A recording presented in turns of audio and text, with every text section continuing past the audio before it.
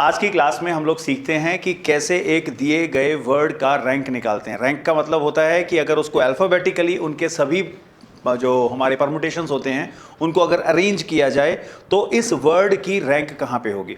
उसके लिए हमारे पास जो बेसिक मेथड होता है वो बहुत लेंदी होता है और उस लेंदी मेथड के अंदर हम लोग एक एक अल्फ़ाबेट के बारे में इंफॉर्मेशन गेन करते हैं। बट तुम्हें बताता हूँ एक सबसे छोटी टेक्निक।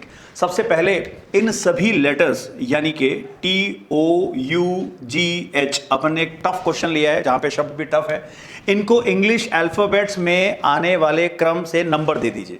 और नंबर यहाँ पे क्या होगा, if I start with ABCDEFGHIJKLMNO then PQRSTUV, तो ये इनकी ओरिजिनल पोजीशन है जो इंग्लिश अल्फाबेट्स में आते हैं प्रायोरिटी के बेसिस पे।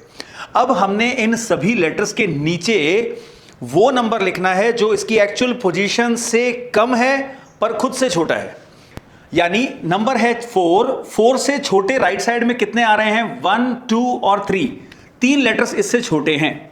उसके बाद नंबर देखिए है यहां पे 3, पोजीशन O थी, O का नंबर यहां पे दे रखा है 3 के राइट साइड में 3 से छोटे कितने हैं, 2 हैं और इसकी पोजीशन भी 3 है, दोनों ही उससे छोटे हैं तो आई विल राइट 2।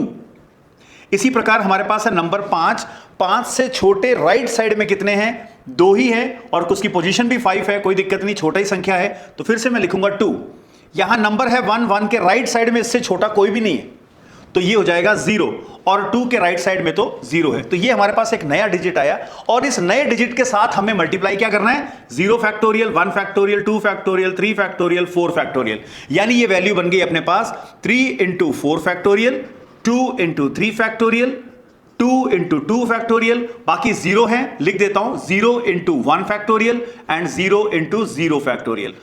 और ये जितना भी आंसर आ जाए इस आंसर के साथ +1 कर देना, वो आपका रैंक है। तो इसको सिंप्लीफाई करने पे क्या मिलेगा, ये हो जाएगा 4 6 24 × 3, ये हो गया 2 और ये मैथ ये होता है हमारे पास 6, then it is 2 × 2, then it is 0 × 1, so I will write all the zeros and +1। ये हो गया हमारे पास 3 4 12 एंड 172, ये हो गया 12, ये हो गया 4, ये हो गया 0 एंड लास्ट में +1 करना है तो हमारे पास बन रहा है 88। so 89 is the rank of this particular word tough। Basic method क्या था, हम लोग सबसे पहले लेते हैं स्टार्टिंग विद G। तो हम लोग स्टार्टिंग विद G किया करते थे और 1 2 3 4 पोजीशंस तो 4 फैक्टोरियल लिखा करते थे, यानी सारे G नंबर से हमने काउंट कर लिए। G के बाद नेक्स्ट प्रायोरिटी पे आता है H वाले भी गिन लिया करते थे, वो कितना आता है, वो भी फिर से 4 फैक्टोरियल होगा। देन H के बाद अपने पास नंबर आता है O, हमारा लेटर O से स्टार्ट नहीं होता तो हम लोग इसको भी 4 फैक्टोरियल गिन लिया करते हैं। O के बाद हमारा वर्ड आएगा T, since our word tough starts with T तो सारे काउंटिंग नहीं करते, हम लोग फिर से प्रायोरिटी पे चलते हैं।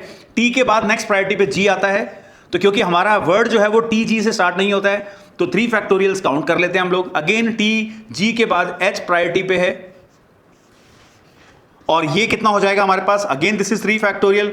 देन T के बाद H आ गया, H की प्रायोरिटी के बाद आता है O, तो T स्टार्टिंग विद O ये बन गया। क्योंकि अब हम लोग काउंट कर नहीं सकते, हमारा वर्ड टफ यहीं से आता है तो again with the priority we will go with G, सारे काउंटिंग नहीं कर सकते। G के बाद अगेन हमारे पास वर्ड U आना है, इसका मतलब हम लोग T के बाद G वाले काउंटिंग कर सकते हैं तो this is 2 factorial. After T O G के बाद H आता है, ये भी गिन सकते हैं क्योंकि हमारे वर्ड में O के बाद U लगा हुआ है और ये हो जाता है हमारे पास 2 factorial. Finally we have T O G हो गया, O लग चुका है इसलिए अब हमारी प्रायोरिटी पे आएगा, वापस T लग नहीं सकता तो वी हैव U एंड इसके बाद जो 2 लेटर बचे वो G और H है तो G और H को हम लोग यहीं एज इट इज यूज कर लेते हैं। तो हमारा वर्ड टफ आ चुका है विच इज काउंटिंग 1 24 24 24 3 फैक्टोरियल यानी 6 6, दिस इज 2 2 एंड 1, कैलकुलेट करने पे ये भी 89 आ रहा है, इसका मतलब 89th वर्ड इज टफ।